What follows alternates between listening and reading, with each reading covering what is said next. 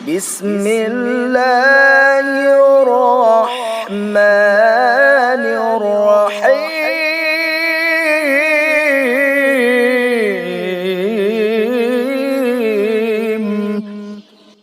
أعوذ بالله من الشيطان الرجيم بسم الله الرحمن الرحيم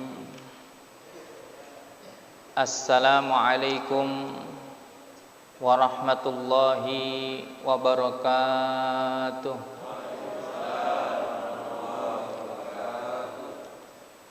إن الحمد لله نحمده ونستعينه ونستغفره ونعوذ بالله من شرور أنفسنا ومن سيئات أعمالنا من يهده الله فلا مضل له ومن يضلله فلا هادي له أشهد أن لا إله إلا الله وحده لا شريك له وأشهد أن محمدا عبده ورسوله اللهم صل على سيدنا محمد وعلى آله وأصحابه أجمعين أما بعد قال رب اشرح لي صدري ويسر لي أمري واحلل عقدة من لساني يفقه قولي Hadirin ma'asyiral muslimin,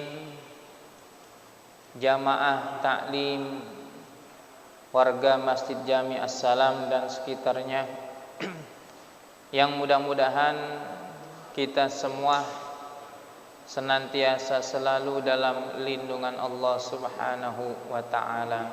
Amin ya rabbal alamin. Mari saja jamaah sekalian, kita mengkaji hadis Nabi kita Muhammad sallallahu alaihi wasallam, yang mana pada kesempatan kali ini kita akan berbicara hadis yang diriwayatkan oleh Al-Imam Bukhari dan Imam Muslim, yang bercerita tentang satu keluarga daripada keluarga Sayyidina Abu Talhah radhiyallahu anhu. Bismillahirrahmanirrahim. Wa an Anasin radhiyallahu anhu qala, dan dari Sayyidina Anas, semoga Allah meridainya, ia bercerita. Jadi yang menceritakan ini adalah Sayyidina Anas ini anak dari Sayyidah Ummu Sulaim, namun ayahnya bukan Sayyidina Abu Talhah. Jadi ibunya Sayyidina Anas menikah kembali dengan Sayyidina Abu Talhah. Bercerita ini ya, Sayyidina Anas bin Malik radhiyallahu anhu. Kata Sayyidina Anas, kana ibnun li Abi Talhah radhiyallahu anhu yashtaki. Sayyidina Abu Talhah punya anak laki-laki yang sedang sakit. Sakitnya lumayan payah ya. Fa kharaja Abu Talhah faqubida as-sabiyyu. Karena ada keperluan, ada hajat, ayahnya ini Sayyidina Abu Talhah yang begitu sayang dengan kehadiran anak pertamanya ini keluar. Ketika Sayyidina Abu Talhah keluar, faqubidus sabi, anaknya wafat. Anaknya wafat. Falamma raja'a Abu Talhah qala, ketika ayahnya atau Sayyidina Abu Talhah kembali, Sayyidina Abu Talhah bertanya kepada istrinya, ma fa'ala ibni atau ma fa'ala ibni apa yang sedang dikerjain anakku? Karena beliau tahu tadinya anaknya itu sakit, Pak.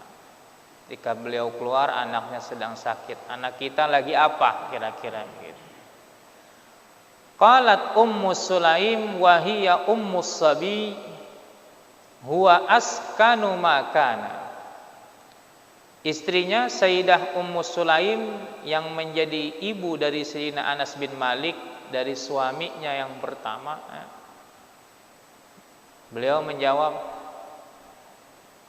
sekarang anak kita udah lebih tenang daripada sebelumnya. Jawabannya begitu. Anak kita udah tenang, ibaratnya udah nggak sakit. Bahasa ini nanti yang akan menjadi pembahasan kita juga. Ya. Nggak bilang langsung meninggal itu. Ibunya bilangnya dia sudah lebih tenang daripada sebelumnya. Itu seorang ibu coba, yang baru saja ditinggal mati anaknya. Suaminya bertanya, karena memang suaminya sangat sayang, biasa dijaga, tiba-tiba ada hajat keluar. Pas keluar anaknya meninggal dunia. Dijawab, anak kita sudah lebih tenang dari sebelumnya. Faqarrabat ilaihil asya'a fata'asya thumma asaba minha. Lalu sang istri ini karena memang sudah mau waktunya makan malam, ya, mempersiapkan makan malam untuk suaminya yang baru pulang. Kemudian makan malamlah bersama tuh. Tsumma asaba minha, setelah makan malam, karena istrinya sudah berhias diri, bercantik-cantik, Pak, bersolek-solek, menunggu kedatangan suaminya. Akhirnya terjadilah hubungan biologis, jadi bersetubuh antara Sayyidina Abu Talhah dengan Sayyidah Ummu Sulaim, padahal sang istri sedang menyembunyikan status kematian anaknya. Iya, begitu. Ini jarang-jarang orang kuat kayak gitu, Pak. Iya, Masya Allah. Kalau bukan wanita mukminah salihah ini, Masya Allah, iya. Sampai dandan itu, berhias diri buat suaminya mau nyampe itu ya. Falamma faragha qalat warus sabiyya. Manakala telah selesai hubungan intimnya, istrinya berkata kepada suaminya. Ini dalam riwayat Sahih Bukhari, ya. Kuburkanlah anakmu. Gitu ya, Pak. Falamma asbaha Abu Talhata ata Rasulullah sallallahu alaihi wasallam fa akhbarahu. Ketika waktu pagi datang, tiba waktu pagi, Sayyidina Abu Talhah pergi mendatangi Rasulullah sallallahu alaihi wasallam lalu menceritakan keadaannya itu tadi. Kemudian Nabi bertanya kepada Sayyidina Abu Talhah, "A'arrastumul lailah?" Apakah kamu semalam berhubungan intim? Begitu kata Nabi. Ya. Qala na'am. Dijawab, "Ya, ya Rasulullah." Kemudian Nabi berdoa. Nanti diperluas oleh riwayat Imam Muslim. Ceritanya menjadi lebih panjang lagi di sana ya. Ini dalam riwayat Sahih Bukhari. Kemudian Nabi mendoakan hubungan keduanya itu dengan kata-kata Allahumma barik lahuma. Ya Allah, berkahilah hubungan intim keduanya. Begitu.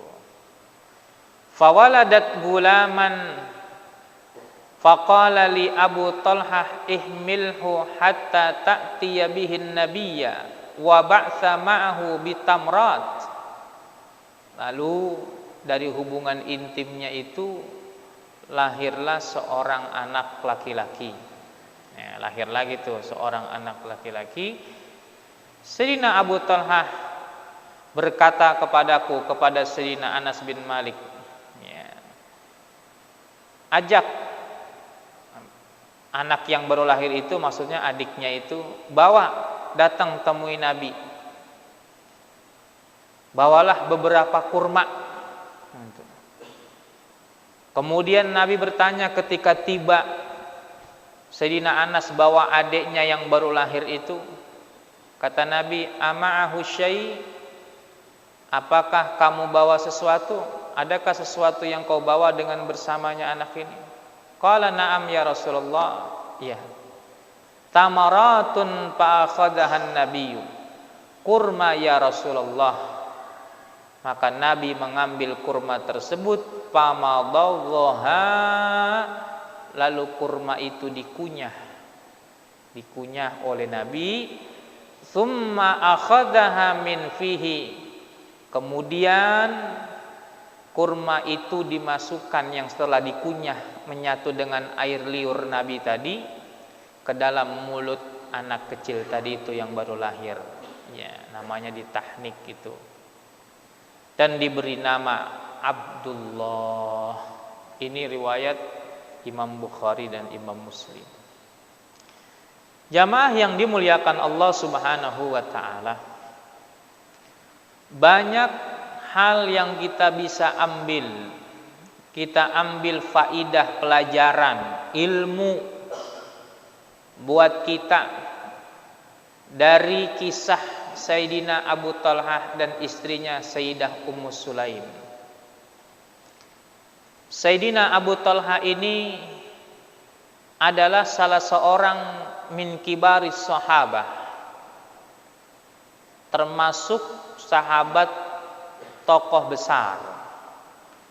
Beliau orang yang sangat dermawan, kaya, yang ketika beliau punya pohon kurma, kebun kurma yang begitu luas, dihadiahkan untuk umat Islam melalui tangan Rasulullah sallallahu alaihi wasallam. Di dalam kisah hadis ini jamaah sekalian, Sayyidina Abu Talhah diuji oleh Allah, begitupun Sayyidah Ummu Sulaim diuji oleh Allah dengan sakit kerasnya anaknya itu. Ya. Sakit keras, sakit payah itu. Anaknya itu sakit payah. Orang tua, ya, jangankan meninggalnya, sakitnya aja. Kalau anak kita sakit, pasti kita itu terasa betul itu ya. Makanya besar keutamaan daripada kita berumah tangga yang dikaruniai anak. Ketika sedang sayang-sayangnya ditimpa sakit, anaknya ini wafat, meninggal dunia, dipanggil oleh Allah Subhanahu wa taala dalam keadaan masih kecil. Makanya banyak keutamaan ketika Allah mentakdirkan ujian musibah kepada orang tua yang ditinggal mati anaknya yang masih kecil itu, jika disikapi dengan benar sesuai dengan tuntunan agama, maka akan menjadi tiket surga itu, Pak. Iya, tiket surga. Di antaranya kalau anak belum balik meninggal dunia, orang tuanya sabar, ikhlas sesuai dengan tuntunan agama bersikapnya, maka anak itu akan menjadi ahli surga, sudah jelas. Yang kedua, dalam hadis disebutkan, dalam hadis qudsi, akan dibuatkan istana dalam surga bagi kedua orang tuanya. Tuh, dengan sikap yang benar, yang ikhlas. Kemudian dalam hadis juga disebutkan akan menunggu anak itu di depan pintu surga, Pak, menjemput kedua orang tuanya itu. Itu pahala, makanya termasuk ujian yang besar. Yang penting lulus ketika diuji. Diuji lulus itu dengan sabar, istirja, ya, dengan mengucap kata awal itu innalillah, ya, ikhlas lillahi ta'ala, ridha. Nah itu sikap seperti itu akan menjadi penyebab anak akan menjadi yang akan menarik kita nanti masuk ke dalam surga. Ya. Nah, Sayyidina Abu Thalha ini ditinggal mati anaknya. Kejadian yang unik di sini adalah kenapa sang istri itu tidak jujur? Iya. Kenapa tidak jujur? Bahasa apa yang dipakai oleh Sayyidah Ummu Sulaim ini ketika ditanya oleh suaminya, anaknya sedang apa? Karena ketika ditinggal anaknya itu sedang sakit. Istrinya menjawab, huwa askanu makana. Sekarang dia sudah lebih tenang daripada sebelumnya. Pahamnya suaminya udah sehat, udah mendingan begitu Pak, udah sembuh lah. Kalau pahamnya si istri, ya meninggal karena beliau yang tahu. Karena orang beriman ketika meninggal kan berarti tenang, ya sudah tenang. Nah, ini dikaji dalam istilah hukum agama, bahasa yang digunakan oleh ibunya, oleh Sayyidah Ummu Sulaim ini adalah namanya bahasa tauriyah. Nah, bukan bohong ini Pak, ini jujur. Cuma bedanya begini, kan kalau bohong mah secara umum nggak boleh ya, dosa. Iya, bohong tuh nggak boleh, dosa. Walaupun ada beberapa hal bohong pun masih dibolehkan, pada umumnya tidak boleh. Nah, orang beriman itu punya senjata ketika dibutuhkan, ketika ingin menghadirkan kemaslahatan, kita boleh menggunakan bahasa namanya bahasa tauriyah. Apa itu bahasa tauriyah? Bahasa yang diucapkan oleh seseorang dengan maksudnya yang ngomong, tetapi dipahami oleh orang yang diajak bicara beda. Nah itu, maksud yang dipahami oleh orang yang diajak bicara beda, tapi maksud yang ngomong itu bukan begitu maksudnya. Itu namanya bahasa tauriyah. Itu suka terjadi sejak zaman Nabi Ibrahim aja pernah melakukan hal itu. Ketika Nabi Ibrahim bersama istrinya yang sangat cantik Sayyidah Sarah itu kan, ketika itu Nabi Ibrahim berkata, saat itu Nabi Ibrahim bilang, tidak ada orang yang beriman di sini kepada Allah kecuali kita. Nah, kita hidup di raja yang zalim ini. Nanti ketika kita bertemu dengan raja itu, aku akan mengatakan kepada mereka, kamu itu adalah saudaraku. Padahal itu adalah istrinya. Tapi Nabi Ibrahim bilangnya apa? Saudara. Anti ukhti, engkau adalah saudaraku. Dan kata Nabi Ibrahim, jangan kau bilang aku berbohong. Itu untuk menyelamatkan. Ya, karena raja saat itu sangat zalim. Ketika dikaji, ucapan Nabi Ibrahim bilang engkau adalah saudaraku, itu ada benernya Pak. Ya kan ya? Benernya apa? Yang dimaksud oleh Nabi Ibrahim adalah saudara seiman. Tuh, saudara seiman. Tapi yang dipahami oleh raja yang zalim itu adalah saudara kandung. Nah, di situ maksudnya. Itu bahasa tauriyah. Apa hukumnya? Tergantung. Bisa haram, bisa wajib, bisa mubah. Nih. Kalau yang dicontohkan oleh Nabi Ibrahim ini wajib. Wajib. Yang dicontohkan oleh Sayyidah Ummu Sulaim ini baik ini. Mubah, boleh ini. Iya, boleh. Karena tadi jawabannya itu anaknya enggak jujur bilang meninggal. Bilangnya dia sudah tenang. Dia sudah lebih tenang dari sebelumnya. Ini bahasa tauriyah. Makanya jamaah kalau lagi dituntut untuk berkata tidak sesuai dengan kenyataan kepada orang yang kita ajak bicara, lawan bicara kita, jangan sampai bohong. Kalau perlu gunakan ini aja, bahasa tauriyah. Itu menjadi tidak dosa. Menjadi tidak dosa. Menjadi tidak dosa bahasa tauriyah itu. Belum lagi dicontohkan oleh Rasulullah, dicontohkan oleh para sahabat, dicontohkan para a'immah. Di zaman Imam Ahmad bin Hambal dulu sama penguasa zalim. Emang di mana-mana hati-hati ini Pak. Dari setiap zaman kehidupan dari dulu Pak ya. Kalau udah bicara penguasa hati-hati Pak. Emang penguasa itu rentan dengan kezaliman, itu udah dari dulu. Jadi jangan kaget. Gitu. Iya, jangan kaget. Nah, kalau kita hidup di bawah lingkungan penguasa yang zalim, jangan sampai kita berdosa sama Allah dituntut ngomong gunakan bahasa tauriah ini. Dulu di zaman Imam Ahmad kan orang dipaksa untuk mengatakan Al-Qur'an itu adalah makhluk. Dulu di zaman Imam Ahmad tuh. Pokoknya siapa tuh raja zalim saat itu penguasa. Siapa rakyat yang tidak meyakini bahwa Al-Qur'an itu adalah makhluk karena dikuasai oleh orang-orang Mu'tazilah ya, maka kami akan siksa. Termasuk Imam Ahmad kan itu dihukum ya, dipenjara dan lain sebagainya. Nah, orang-orang yang lain itu menggunakan bahasa tauriah untuk menyelamatkan dirinya dari kekuasaan yang zalim dan juga tidak sampai menjadi kafir, tetap selamat akidahnya. Jadi orang diajarkan saat itu oleh ulama, nanti kalau kamu disuruh berkata Al-Quran suruh bilang makhluk, kau ucapkan begini, pakai jari dulu diajarin.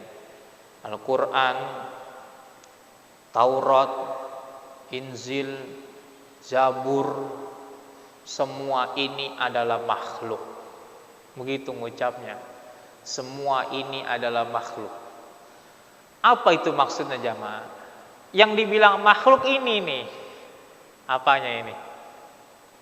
Jarinya. Kan bilang semua ini adalah makhluk.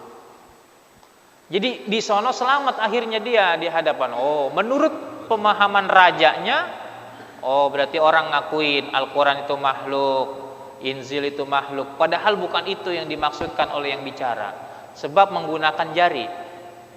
Al-Quran, Injil, Taurat ini, Zabur, semua ini adalah makhluk. Tuh.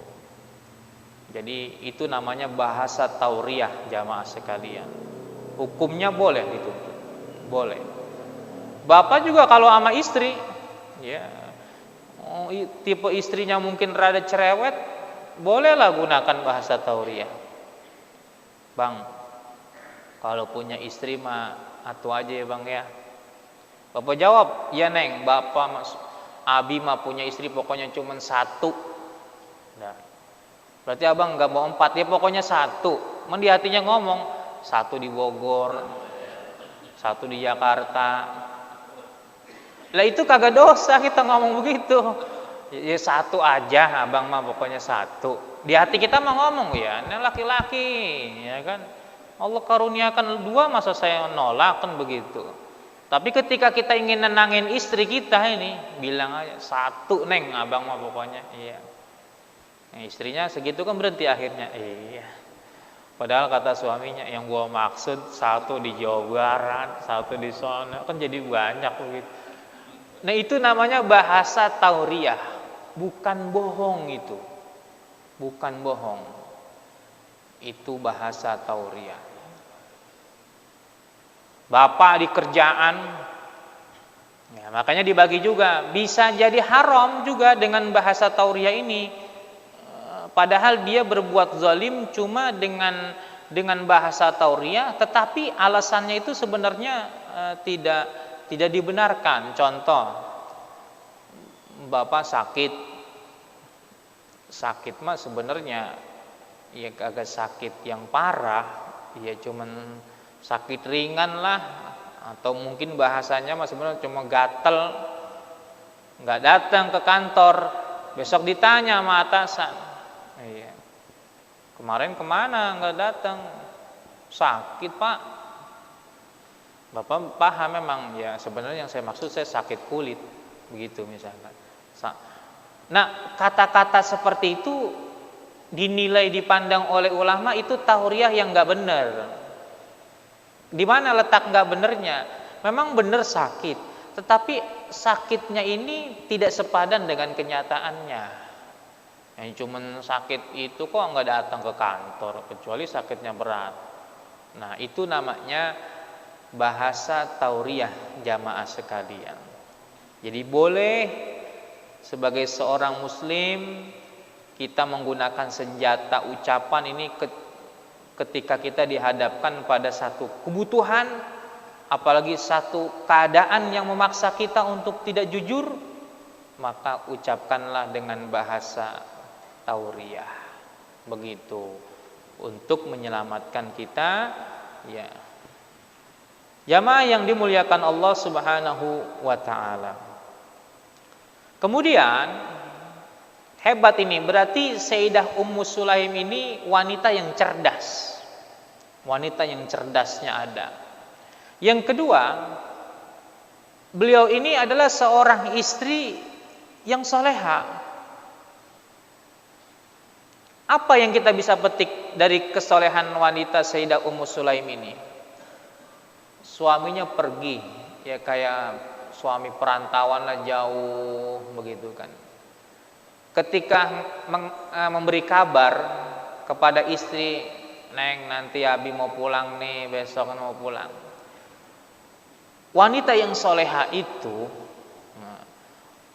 untuk menyambut kedatangan suami, maka bersolek, berhias, mempercantik diri itu bagian daripada ajaran agama yang sangat luar biasa.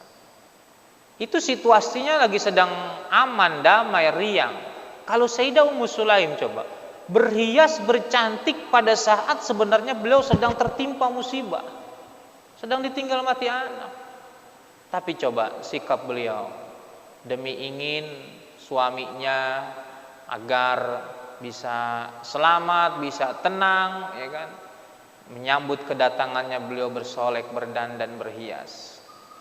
Makanya saya ingatkan kepada jamaah, istri itu perlu diingatkan supaya bersolek, bercantik untuk suami, ya, untuk suami.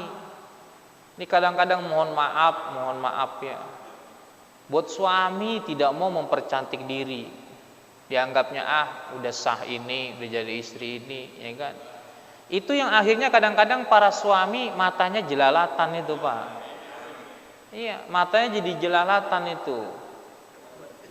Jadi penyebab suami itu juga tergoda dengan wanita lain, ini bisa disebabkan oleh faktor ulah istri juga, begitu. Bisa ulah istri, bisa juga emang ulah suaminya yang mata keranjang juga. Ya, tergantung lah. Tapi paling tidak ternyata itu sudah dicontohkan oleh sahabiat. Coba wanita di zaman Nabi itu berdandan, bercantik diri demi untuk menyambut kedatangan suami. Karena kita yakin kalau istri kita berhias, berdandan, menyambut kedatangan kita, pasti akan menimbulkan sesuatu itu. Ya, ada rasa yang akan lebih terasa hangat, akrab di situ. Di situ jamaah sekalian. Jangan istri kalau dideketin suami boro-boro cantik, ya bau, iya, bau, kotor, ya. Giliran berhias berdandannya suami pergi, tampil di medsos, di share foto cantiknya udah dandan, ya dikirim di Facebook, di Instagram sendiri lagi dia.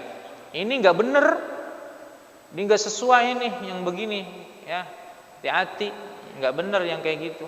Ya. Nah, maka ingatkan para istri, kan tugas kita untuk mengingatkan, berhias, berdandan buat suami. Ya.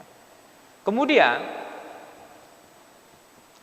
setelah Sayyidah Ummu Sulaim berhias berdandan ini, karena memang sudah ada maksud supaya hadir lagi nanti dari bersetubuhnya itu diberikan keturunan berikutnya, begitu ya.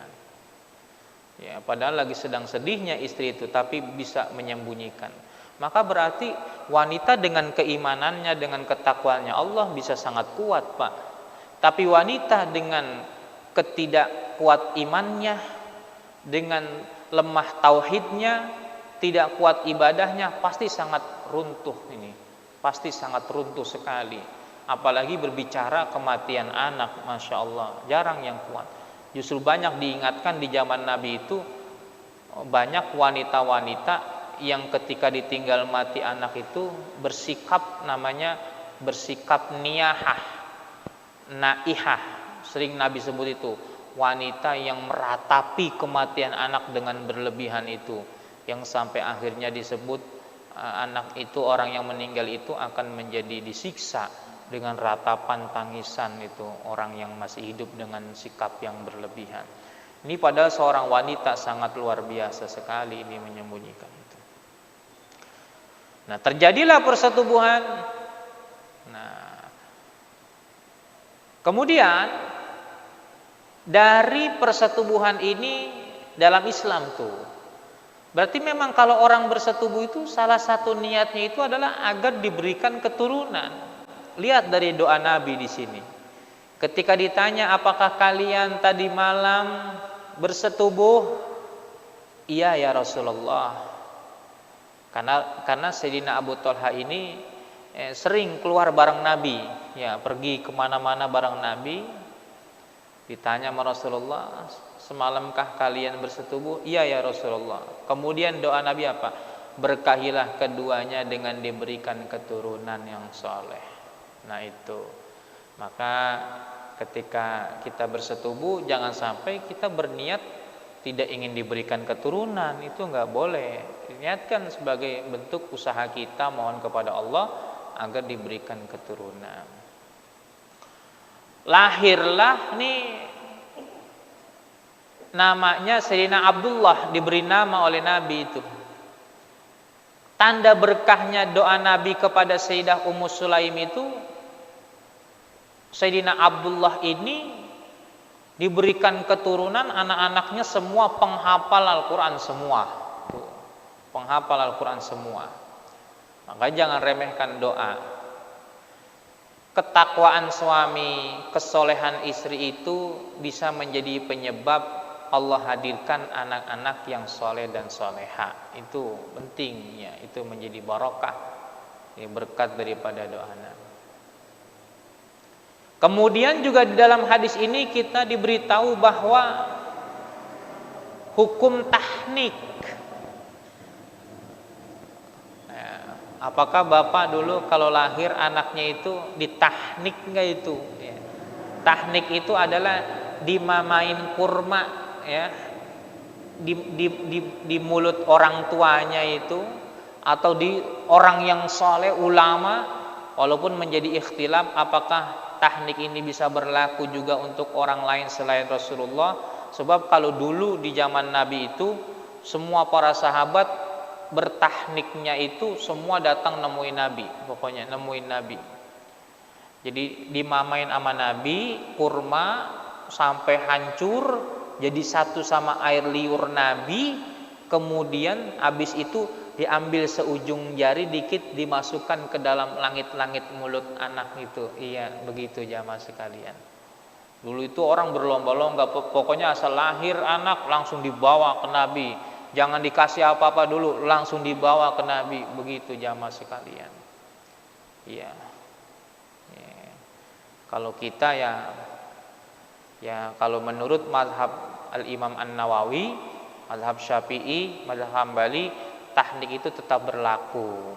Iya, paling tidak kita bapaknya, atau mungkin seorang ulama besar bisa begitu. Jadi itu hikmahnya itu banyak, sudah diteliti. Ternyata dengan tahnik itu satu melatih kepekaan si anak itu, kemudian yang kedua butuh namanya glukosa atau apa itu yang kaitannya dengan darah, supaya anak itu tumbuh besar menjadi bagus, baik, subur, begitu. Itu dengan adanya tahnik. Begitu jamaah sekalian.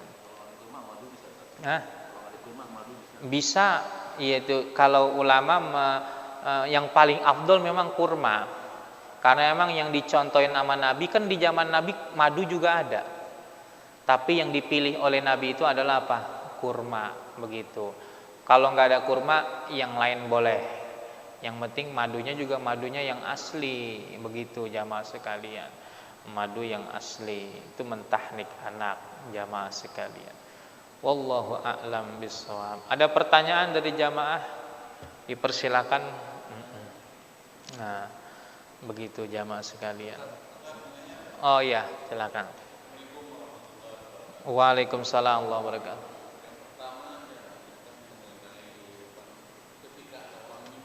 Hmm.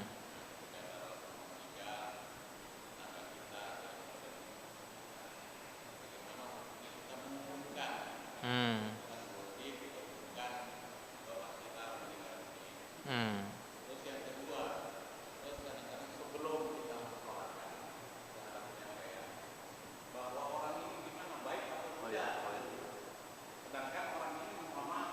Hmm. Hmm. Hmm. Iya. Iya. Betul. Ya, bagus ini pertanyaan. Apakah boleh kita mengumumkan kalau ada warga kita yang meninggal dunia? Kalau kita lihat di dalam hadis, banyak perintah-perintah Nabi itu yang mengarah kepada umat untuk mengirimkan doa, mengistighfarkan orang yang telah meninggal dunia. Itu secara tidak langsung Nabi mengumumkan. Contoh, ketika Nabi bersabda, "Istaghfiru li akhikum fa innahul ana yus'al." Hadis sahih itu. Istighfarkanlah, kamu wahai kaum muslimin. Itu kan istaghfiru, domirnya itu jamak, antum. Padahal ketika meninggal mungkin yang sangat sedih orang tuanya, cuma bapak ibunya dua. Tapi Nabi bilang, istighfarkanlah olehmu wahai kaum muslimin, karena saudaramu sekarang ini sedang ditanya oleh malaikat. Itu berupa pengumuman. Maka ketika ada orang mengumumkan kematian saudaranya, tetangganya, itu bagian dari ajaran Islam, tidak jadi masalah. Di masjid mah yang kagak boleh ngumumin barang hilang. Nah, iya. Jadi itu nggak apa-apa. Dengan adanya pengumuman menyebabkan akhirnya banyak saudara kita yang membantu doa, beristighfar akhirnya, ya kan? Apa yang menyebabkan keluarnya istighfar seseorang, bantuan seseorang, takziah seseorang, maka pengumuman ini menjadi wasilahnya, maka hukumnya menjadi sangat mulia, sangat baik sekali. Begitu jamaah sekalian, umumkan. Ya, kan semakin banyak orang yang mendoakan, sama kayak orang maut mau disolatkan. Nabi berbicara jumlah, siapa orang yang nyolatin jenazah, apa ada 40 orang, bahkan dalam riwayat sampai 100 orang. Berarti kan kuantitas itu perlu. Semakin banyak yang nyolatin karena adanya pengumuman, akan semakin jadi tanda barokah. Bagus, jadi itu yang pertama. Yang kedua, bicara tentang apa tadi? Oh, yang isyhadu, ya. Isyhadu bi anna hadhil janazah min ahlil khair, kan gitu ya. Kita bicara dulu. Di zaman Nabi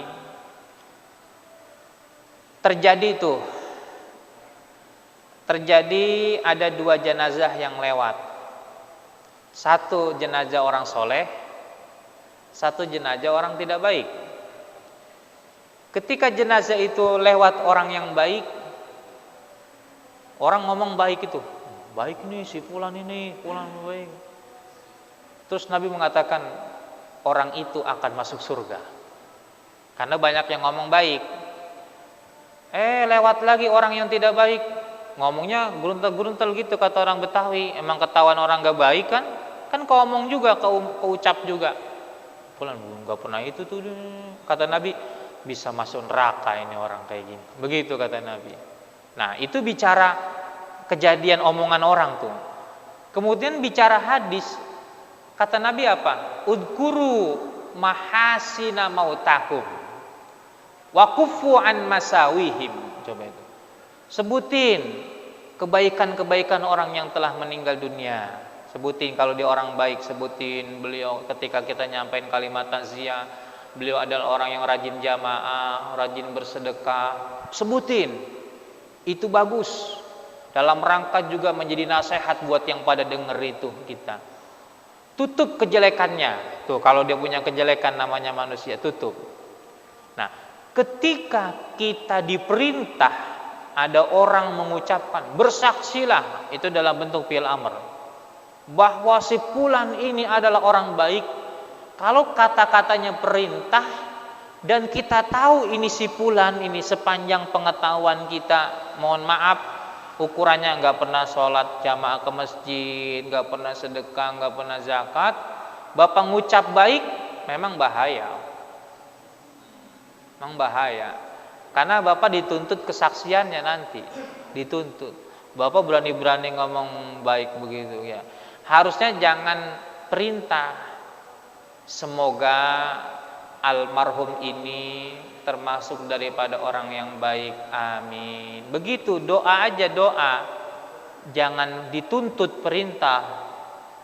Kalau ini kan seakan-akan begini nih, saya ngomong, ini tolong jamaah ikutin saya, bahwa bersaksilah kamu bahwa si fulan ini adalah orang baik.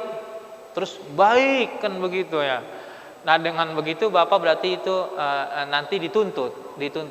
Ya kalau benar alhamdulillah. Ya kalau kagak ya bapak bisa. Jadi sebaiknya yang ngomong jangan bersaksilah begitu. Ya doakan aja. Doakan memang tugas kita. Semoga almarhum ini. Jadi kalimatnya bukan perintah. Kalimatnya itu kalimat doa, kalimat khobar begitu. Semoga almarhum ini termasuk orang yang baik, insya Allah min ahlil khair. Gitu jadi doa pak. Jangan juga kita juga jujur malah nyebutin kejelekannya. Ya. Si fulan baik, wow kagak baik pak, kagak baik ini orang. Ya jangan begitu. Ya jangan begitu. Tetapi memang begini, orang kagak baik itu akan tersebut juga kejelekannya. Makanya kadang-kadang kita nih harus jaga diri pak, dihidup di masyarakat. Jangan kita hidup disaksikan oleh orang-orang sekitar kita bersikap tidak baik, pelit apa, nanti akan kesebut itu, kesebut pak. Sebab manusia itu kan tajam lidahnya. Tapi kalau orang baik, jangankan orang yang ngerti, yang nggak ngerti juga akan nyebut baik itu si fulan. Itu ciri-ciri min ahlil jannah tuh. Kalau kita mati langsung diingat orang kebaikannya, ciri-ciri min ahlil jannah. Tapi kalau kita mati, ucapan pertama yang diingat oleh seseorang yang hidup kejelekan kita, waspada. Wallahu a'lam bishawab ya. Ada lagi? Oh, silakan. Assalamualaikum warahmatullahi wabarakatuh. Ya.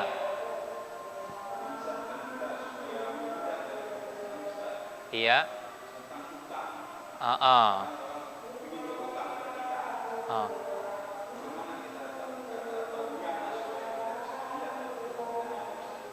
Oh.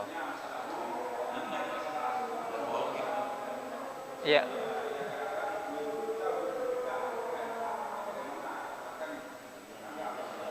Iya.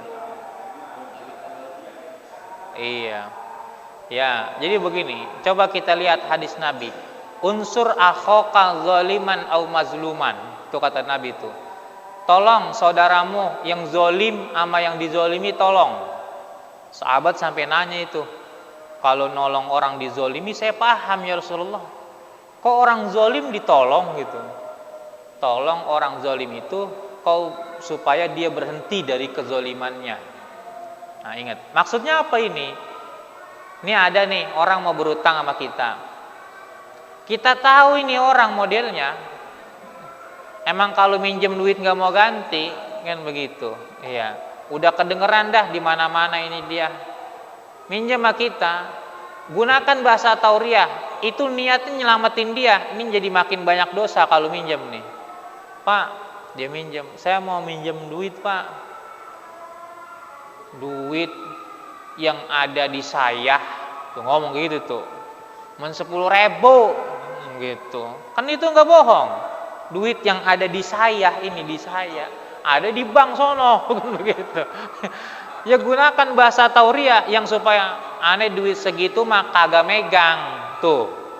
Ini kalau orang yang ngerti tuh bahasa tauriah. Ana duit segitu mah kagak megang, Pak. Begitu. Yang dibawa-bawa kan yang dipegang begitu. Aman begitu. Bener. Coba tolong Bapak pahami bahasa tauriah ini, Pak ya. Ini nolongin kita jadi nggak dosa dan bisa satu sisi nolongin orang itu supaya tidak jadi tambah dosa gitu. Iya. Jadi kita tolong orang kayak gitu. Wah, duit yang saya pegang mah kagak ada segitu, Pak. Udah aman kita. Nah, begitu. Cuman kalau ini udah paham semua ini. Ntar kalau satu sama lain minjem duit yang saya pegang, ini pernah ngaji ngerti ini. Yang ono Pak yang ada di bank baru bingung dah kita gitu. Jadi tauriah itu sebenarnya tujuannya supaya menghentikan orang ini udah selesai kita nggak dosa dan dia terselamatkan. Sama kayak Bapak nih, mohon maaf, pernah tuh ada sahabat saya, emang orang alim juga. Ada maling, Pak. Maling dikejar-kejar. Itu yang ngejar udah pada megang golok, ada yang tulis, Pak. Ngumpet di rumah teman saya, seorang ustadz. Ini kisah nyata. Ditolongin. Pak, tolongin saya, Pak. Saya memang benar salah. Kalau enggak saya mati, Pak. Datang tuh orang, Pak Haji, ada orang masuk nggak di sini, Pak Haji? Maling tuh tadi lewat. Dia udah paham. Tadinya emang dia lagi duduk. Pasti dia berdiri. Sejak saya berdiri kagak ngelihat ada yang lewat. Iya, kenapa begitu? Semenjak saya berdiri di sini, Pak, saya nggak ngelihat ada yang lewat, Pak. Nggak lewat bener, Pak Haji. Kagak ngelihat, Pak Haji. Nggak ngelihat semenjak saya berdiri di sini, pokoknya. Padahal mah tadi lagi duduk tuh. Itu aman, nolongin orang. Coba kalau kita jujur, ada apa orang? Ya jangan. Kita kadang-kadang perlu, Pak, bab menghakimi seseorang juga kan nggak boleh juga kita. Kita bukan hakim ini, ya kan? Orangnya insaf sadar itu, yang maling itu insaf sadar sama Pak Haji. Pak Hajinya udah meninggal, jadi pahala buat dia. Nah, disitulah kadang-kadang kita perlu bersikap menolong seseorang begitu dengan jangan sampai dosa ini. Gunakan bahasa tauriah. Ingat bahasa tauriah. Begitu jamaah sekalian. Jangan bohong mulu di HP. Lagi di mana, Pak? Iya, ini bentar lagi nyampe, Pak. Ini masih di rumah, bentar lagi nyampe.